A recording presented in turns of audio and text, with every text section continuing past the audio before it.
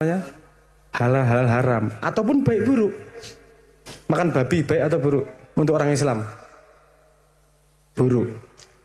Nggak terpaksa gue obat.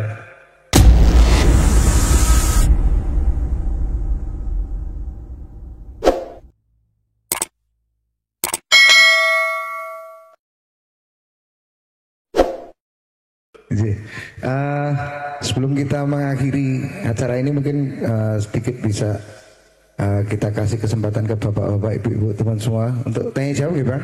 Satu atau dua pertanyaan mungkin ada. Mas, oh lagi gendong anaknya. Satu lagi mungkin ada. Saya tolong mengantar mic.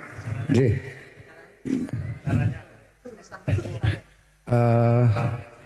Monggo Mas, ke depan aja Mas, monggo.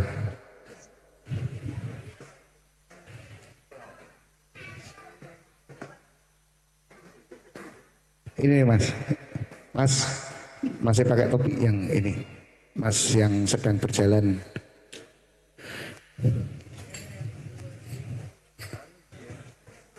Ya, monggo Mas, nama, terus, ya sebutkan nama, terus jenis kelamin digambar Mas. Monggo silakan.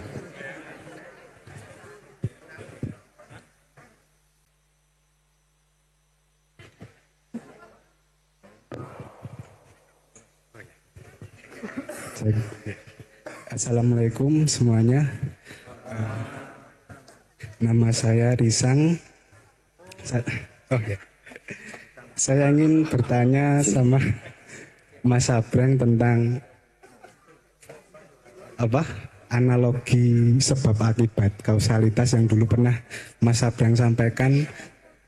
Analoginya itu mahasiswa yang dase mumet dan bakul angkringan yang kepo itu loh Mas.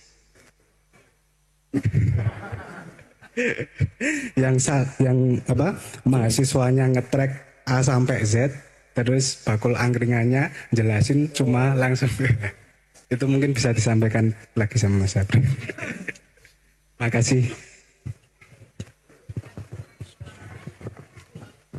Ya, ada lagi? Mungkin sekalian jadikan satu.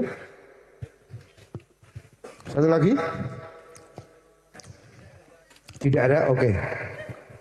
Yang di ora tekan parkiran. Monggo Mas Abrang untuk direspon. Wah, iki aduh. Ini guyon Mas. Guyon.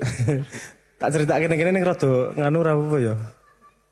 Rada enak ngono lah. Itu tuh guyon waktu itu menunjukkan bahwa orang yang tidak ngetrack sebab akibat ini mesti outputnya lucu. Kalimatnya. Jadi waktu itu saya cerita, jadi ada tukang angkringan, ada customer datang, duduk, terus ndase lagi mangan, ndase mumet ngono ki. Terus ditakoni, "Ngopo ya Mas mumet Mas?" ngono ki. "Yo ono masalah ya," ngono gitu. "Masalah apa wis ora usah dibahas lah. Masalah ra penting," ngono ki. Iki sampean mangan kok ora mangan iwak iki piye to? Kan iya iwakku mati Mas ning akuarium.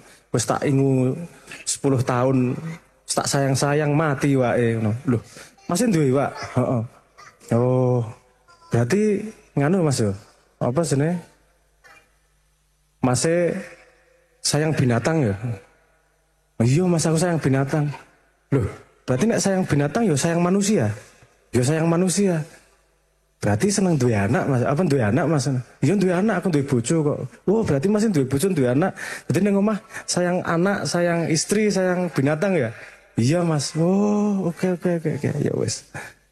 Terus ada yang denger di sebelahnya nguping. Terus pulang. Terus yang di sebelahnya ini, oh gitu toh. Berarti punya ikan itu punya istri toh. Oh, gitu. Terus dia tanya sama terus ada temennya yang lain datang lagi. Terus dia tanya, kamu punya ikan enggak? Enggak punya. Homo berarti. Jadi enggak masuk akal apa hubungannya. Itu maksudnya sebab akibat itu tadi loh. Karena dari satu tempat sebabnya ini, akibatnya ini, sebab akibat kan ada rangkaiannya. Nah tiba-tiba dari ujung ke ujung, enggak masuk akal, ngawur ya, gue enggak ngerti. Karena sebab akibat itu tidak satu garis biasanya. Ada beberapa kemungkinan. Kebetulan cerita ini tadi tebakannya bener terus gitu aja loh. Ini cuma ilustrasi sebenarnya. Paham maksud saya ya? Ini cuma ilustrasi bagaimana jangan langsung lompat pada konklusi. Satu senengannya lompat konklusi terus ngambil kesimpulan yang salah kan. Kalau Anda mau cari lebih lanjut di YouTube atau di ChatGPT ada istilahnya. Itu istilahnya namanya cognitive closer. Bagaimana manusia itu kecenderungannya pengen cepat mencari benar salah. Oh, ini bener iki salah. Iki berarti ngene, iki berarti ngene. Pengen cepat tekan ujung, males ngalami proses. Dan itu yang membuat manusia tidak bisa memahami nuansa.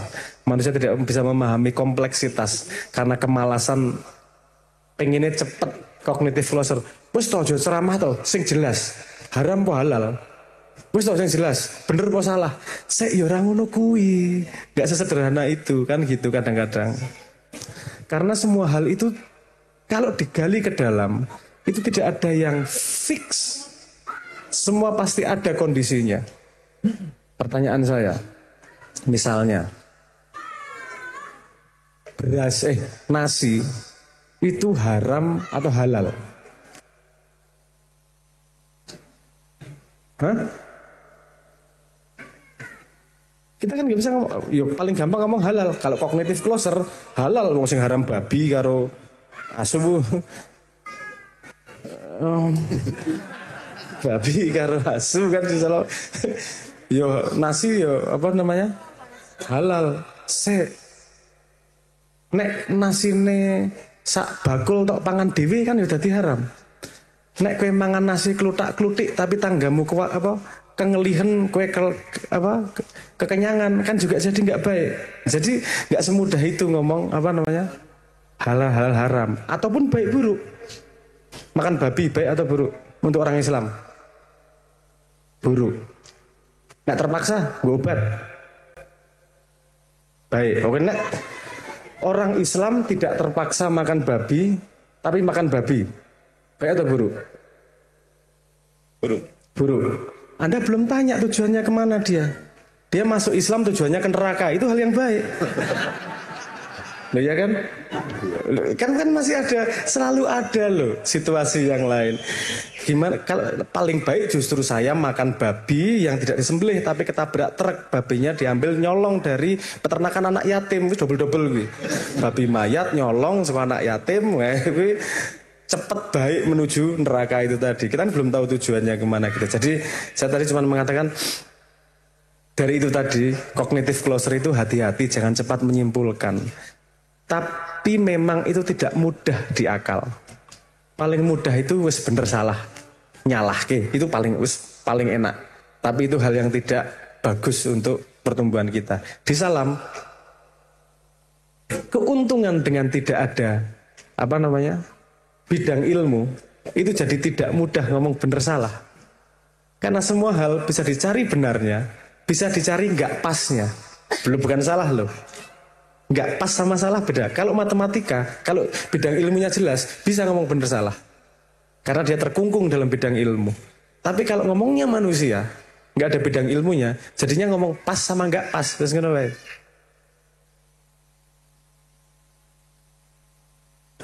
Anakku yang pertama, itu mbiyen ketika kecil, itu kalau matematika nggak bisa ngitung.